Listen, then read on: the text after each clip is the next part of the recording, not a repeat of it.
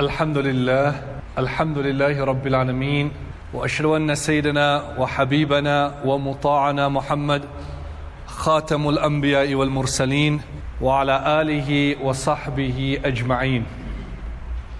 أما بعد، فقد قال الله تبارك وتعالى في القرآن المجيد والفرقان الحميد بعد أعوذ بالله من الشيطان الرجيم بسم الله الرحمن الرحيم من عمل صالحا من ذكر أو أنثى وهو مؤمن فلنحيينه حياة طيبة.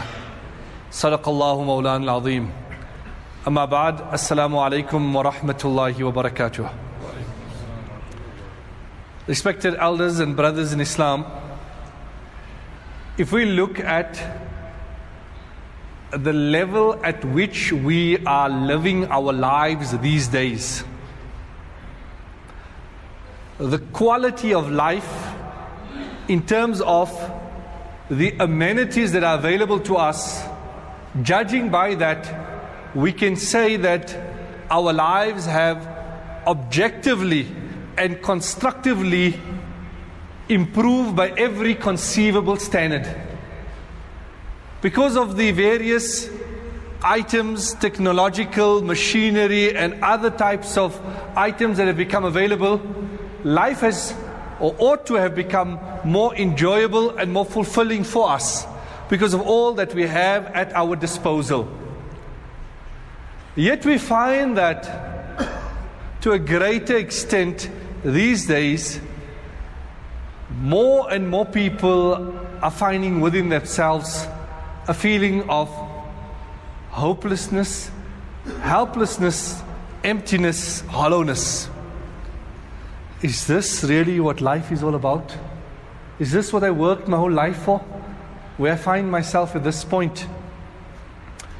So while we're not talking about people being clinically depressed or having psychological problems, but yet this void that is found within many people across the spectrum. And I've witnessed this for myself. People whom you interact with, who you think they have a lot going for themselves in their lives. Things seem to be going very smooth. But on further and deeper conversation, you find there's a lot of emptiness and hollowness within their lives. And it makes us wonder as to why is this the case? Why are people finding that what they set out to achieve in their lives, it's not bringing to them the feelings, the fulfillment that they had anticipated? And one of the reasons why is because we expect Allah to oblige us on everything. And we have this illusion that whatever we want, whatever we desire, whatever we make dua for, we expect Allah to indulge us and grant it to us as we've asked for. And when that does not happen, then it brings about the sense of disappointment. Whereas that is not the case. وَمَا تَشَاءُونَ إِلَّا أَن يَشَاءَ اللَّهُ. What Allah wills will come to be. Allah Rabbul Izzah says, Abdi anta turid wa ana urid. My servant, you have certain desires, but I have my will and my plan. And if you do not surrender, illam tusallimni fima urid at'abtuka, I will tire you in your pursuit of what you have, your own vision, your own desires. But in the end, wala yakunu illa ma urid. In the end, it is what I decide will come to be. So you can go out tiring yourself, trying to fight the decree, swimming upstream, but what Allah has decreed will come to be. And we need to leave that leverage in everything, that yes, this is what I want, but there's a greater plan from Allah's side, and what He has decreed will come to be. So a young man is at the threshold of getting married. He's looking for a suitable partner, and he goes and proposes by a particular family. And in his mind, he thinks he's the most eligible bachelor in town. And his mother thinks there's no one happier, no one more worthy than my son. And he goes and he proposes and they turn him down. And he feels, but what is wrong with me? I mean, how could they do this to me? Or someone is writing an exam and the obvious desire is that I pass this exam with flying colors. But that doesn't happen and he fails the exam for whatever reason and he becomes despondent. Or you may be submitted a application, it may be a tender, it may be a business transaction where you are waiting for a particular outcome which you build your hopes on, and then that outcome doesn't turn out to be exactly as you wish. As a result, a person feels depressed. A person feels down and out. He's unable to come to terms with what has happened. What we need to realize is that Allah will always decree what is best for us. There is this story which is mentioned in the Noble Quran. In Surah Kahf, that we ought to read on Fridays, where there is mention of the meeting between Sayyidina Musa alayhi salatu wasalam and Khidr, and the various interactions. And within those meetings, the two passed by a young boy who Sayyidina Khidr all of a sudden takes the life of this boy. فَانْتَلَقَا حَتَّى لَقِيَا غُلَامًا فَقَتَلَهُ. Sayyidina Musa found it strange to kill an innocent boy without justification. How can this be acceptable? How can this be palatable? So he objected. Sayyidina Khidr told him to wait for an explanation. And other things unfolded, and eventually Sayyidina Musa wasn't able to wait. And then the explanation was given. أَمَّا الْغُلَامُ فَكَانَ أَبَوَاهُ مُؤْمِنَيْنِ. As for this boy, his two parents were both Muslim. And it was feared that when he grows up, he would be the means of his parents abandoning the deen of Islam, which obviously Iman gives you eternal joy. Not having Iman will lead to eternal condemnation. So what could be a greater loss than that? It is for that reason that Allah had willed that this boy be taken away. Now you can imagine a couple only have one son, the only child dies. For a parent to lose his child in his life is already such a devastating. Now it's the only child that has parted from this world. We can imagine what would be the feelings at that time. Yet Allah subhanahu wa ta'ala has a greater plan. فَأَرَدْنَا أَن يُبْدِلَهُمَا رَبُّهُمَا خَيْرًا مِّنْهُ زَكَاةً وَأَقْرَبَ رَحْمَةً.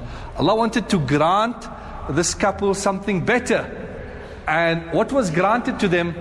A daughter was granted to them. And the commentators have mentioned that this very daughter, from her progeny, there were 70 Anbiya alayhi salatu wasalam. So what seemed unfavorable at the initial instance became something unique for them.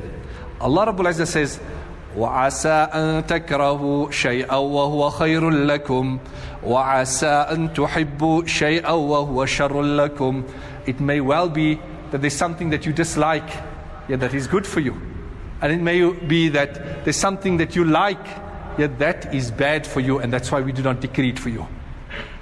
So the first point is we need to understand that we are the servants of Allah. And when we talk of servants and we think of slave, that we are the slaves of Allah, we think of slavery in the traditional sense where Africans from the African continent were taken to various parts of the world. They were shackled up and they were taken in ships, never to return to their family. So slavery has a bad connotation. But if we look at it in the Quran, after taking Nabi Sallallahu Alaihi Wasallam on the great journey of Mi'raj, Allah Rabbul Izzah refers to Nabi Sallallahu Alaihi Wasallam, who has traversed the boundaries of this world to that point where no human being has ever gone. Yet Allah says, Subhanalladhi asra bi abdihi, I've taken my servant. So when we realize that we are the slaves of Allah, the servants of Allah, then we have that peace that will engulf our heart. That is the first point, to hand over our affairs to Allah. The second point is that we desire perfection in this world. We expect things to go perfectly. There was a husband and a wife who were talking, So the wife at a unique moment says that to her husband that, I love you so much. And the husband responds and says, I also love you. And then the wife says, I love you so much, I'll fight the world for you. And the husband responds, but you fight with me all the time. And the wife says, because you are the world to me. The reality of all relationships are that there will be the ups and downs in your marriage and in everything that happens in this world. And our big problem is that we desire perfection. We want things to unfold according to our grand plan for our lives. That we will pass through school, we'll do well, we'll pursue a certain profession, we'll open up a business, then we'll get married, we'll have children, beautiful children who will be very academically smart, they will excel, they will achieve, they'll get married, they will have children, we'll live in a certain type of a home, in a certain suburb, drive a car, and everything will just fall in place. And suddenly you have a child that has special needs, or your daughter gets divorced, one of the children has a bad habit, and the business dealing falls through, it doesn't go through, and our whole lives are derailed. And because of this elaborate, grand expectations that we had, that everything will perfectly fall in place as per our plan that we have mapped out in our minds. And when it doesn't happen, then we find ourselves questioning, where are we going? Why has things gone so badly wrong? But this world was never meant to be the perfect place for your grand plan. This world was, as Allah says, وَلَنَبْلُوَنَّكُمْ بِشَيْءٍ مِّنَ الْخَوْفِ وَالْجُوعِ وَنَقْصٍ مِّنَ الْأَمْوَالِ وَالْأَنفُسِ وَالثَّمَرَاتِ وَبَشِّرِ الصَّابِرِينَ. We will certainly test you with hunger, with fear, with the loss of life, with the sickness, with the loss of productivity, with the loss of profit. But give glad tidings to those who are patient. There will be various challenges that you will endure. And there is no way that you can avoid or avert it. It will come in different forms, at different instances, in different ways. The Messenger ﷺ, who was the chosen servant, who was closest to Allah, yet he could not avoid the difficulties that were to come to him. If you just look at his life, and you look at the circumstances and you say, what would be the condition of a man like this? His father passed away while he was still in the womb of his mother. His mother passes away while he's still a toddler. Then he goes into the care of his grandfather who passes away. His own uncle takes him into his care. When he needs his uncle and his first wife, Sayyidah Khadija, the most, when there's trying circumstances, both of them pass away at the same time. By the time he leaves this world, from his 7 children, 6 of them have passed away, and the only surviving from his own offspring is Sayyidah Fatima radiallahu ta'ala anha. Allah had promised the Messenger ﷺ a great victory in the Battle of Badr. And indeed, it was a mighty battle in the history of the Deen of Islam. It was the first showdown between the forces of evil and the forces of truth. It was the first time that these two armies had come together. And Allah had promised Nabi Sallallahu Alaihi Wasallam victory, and Allah had granted the victory. Those who tortured him, those who persecuted him, those who troubled him throughout his life, they were finally defeated. 70 of the kuffar were taken as captive, 70 of them were slain. And as Nabi Sallallahu Alaihi Wasallam, having experienced the joy of this great victory, he returns to Madinatul Munawwarah, to the sad news that his daughter Sayyida Ruqayya radiyallahu ta'ala had passed away, and Sayyidina Uthman had already performed the Janazah Salah. Happiness on the one side, sadness on the other side. That is how life will always be intertwined. In your moments of happiness, there will be sadness. In your moments of sadness, there will be happiness. You can continue wishing, you can continue to fantasize that you're going to have a life of only happiness in this world. It will not happen. That is the reality of life in this world, that it is intertwined. The moments of joy will be intertwined with the moments of sadness. And it is what is your attitude that will save you. There will be the calm in the storm. In the storm of life, if you have the right attitude, that is what will give you the coping mechanism under the trying circumstances. And that is what we need to focus on, understanding the realities of life and developing the correct attitude. The third point towards a more fulfilling life is that we have balance in our lives. That we balance in terms of the various aspects of our life. We have various roles, we have various positions that you need to fulfill. On one occasion, Sayyidina Salman visited Sayyidina Abu Darda radiallahu anhu's home.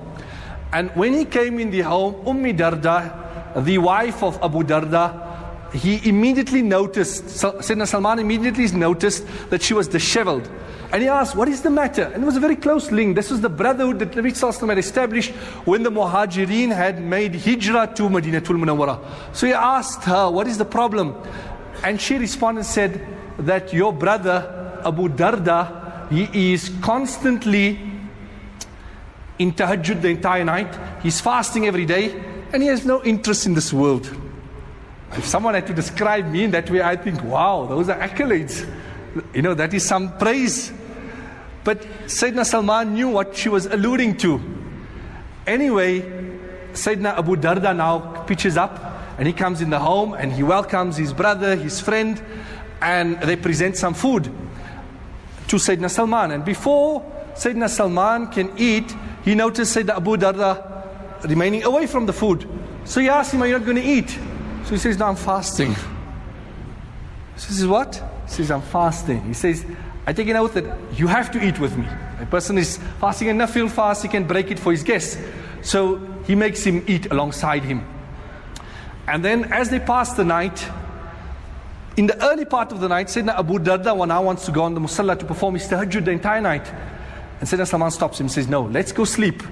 So they sleep for a while. Now he gets up again, he wants to make his tahajjud. He says, no, go back to sleep. So he goes back to sleep.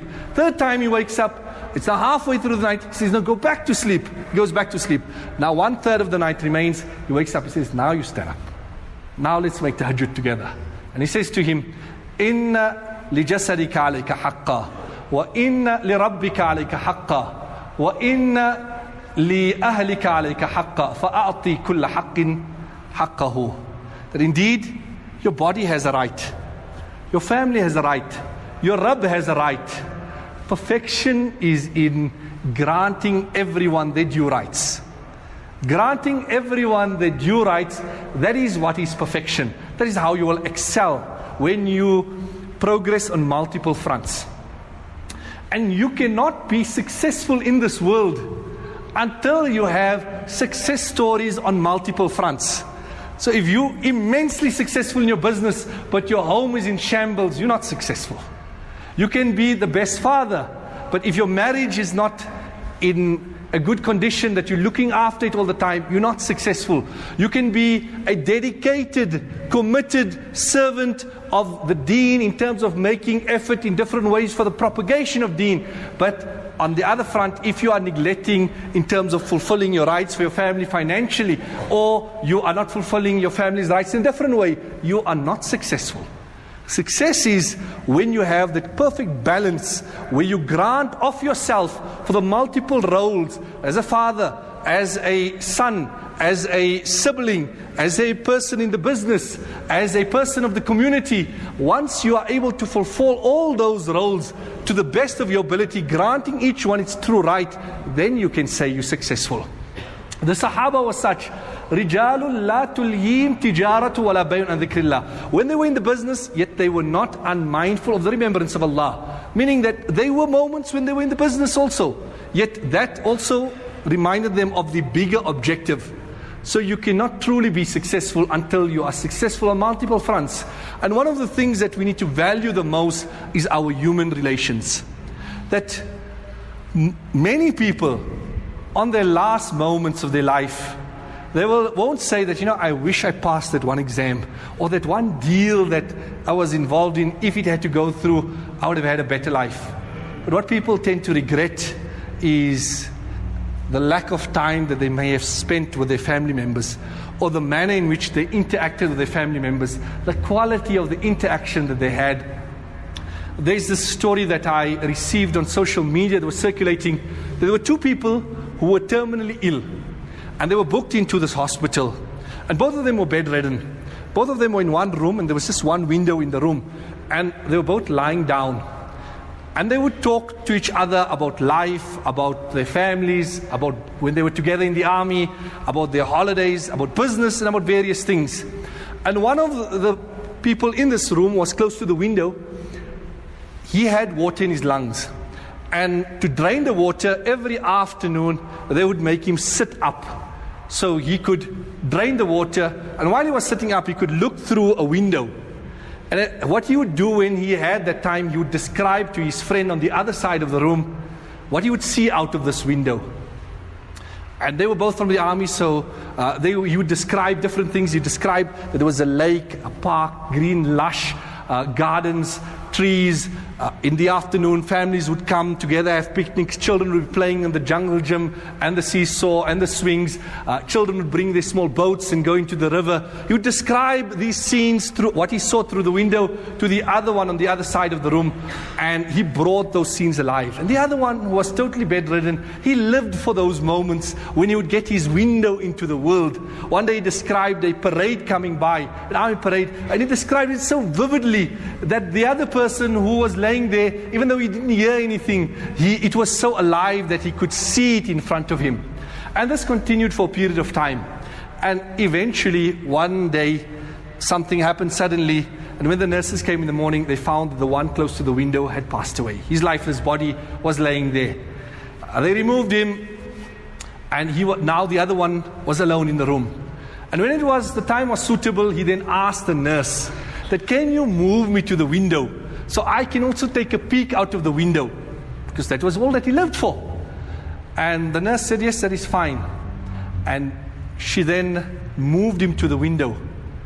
And when he was now moved and settled in, he waited for the afternoon. And when the afternoon came, he then, with great difficulty, propped himself up to try and look out of the window to see what is there, those beautiful scenes. And as he managed to get himself up, and eventually he turns to look out of the window, and lo and behold, he sees a blank wall. And he's stunned. What is this? Where's all the scenes?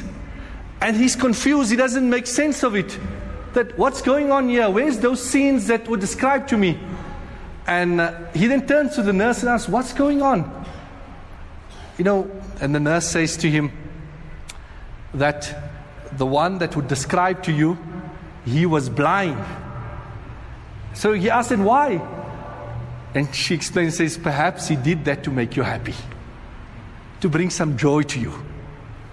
And that is giving selflessly of yourself to others without the hope of any recompense or getting anything back. Those are the type of human relations that will add value to your life. So you need to prioritize. You need to look within yourself and ask, what are your priorities? And then live your life in that regard. As I've outlined, that increasingly people are asking themselves, that is this life? What are my objectives? If only I had this, if only I had that, if this had to fall or this had to unfold in this particular manner, then things would have been better for me. We need to firstly realize that everything happens with the decree of Allah. Hand over our affairs to Allah. The second point is, don't seek perfection in this world. And the third is, maintain that balance and value your relations. In conclusion, what we need to understand is that a calm and modest life will bring you greater fulfillment than constantly pursuing what you term as success, but it brings a degree of restlessness. A calm and modest life will bring greater fulfillment than the constant pursuit of success, which is parted with it is restlessness. May Allah grant one and all fulfilling lives with the realization of our true objectives. Wa sallallahu ta'ala ala khairi khalqi Muhammad wa ala alihi wa sahbihi ajma'in.